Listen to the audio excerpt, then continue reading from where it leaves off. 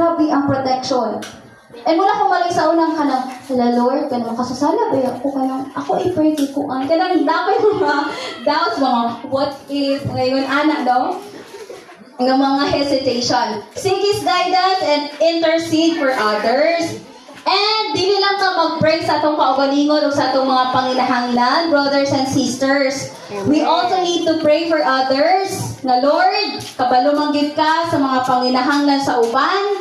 Ako iampo, no? Nga mapanalanginan nimo sila. Sa una po, that's my bad. Kanang, paano pa ba kanang, di pa manggid ko, wala ko na born and raised as kanang born again. Kanang lahi ako mindset nga, ano mag-pray man ko sa ilaha? Nga kami ganin yung panginahanglan.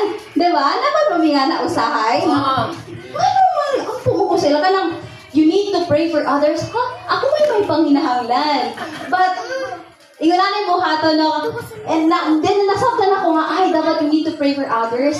Kaya nga, no, si Lord ay mag-tanaw si mong panginahanglan. Yes. If we know, if we love God, di ba? Muna ang greatest commandment, love God with all your heart, with all your mind, with all your soul. And then ang second commandment, the greatest commandment is love your neighbors. So, ato po silang yampo, despite sa itong mga kakulangon o panginahanglan. No? Yan, lagi ko nga, Lord, grabe jud ka. Grabe ka imong pagkuan sa imong Holy Spirit sa kung pagpasabot nga. Selfish day.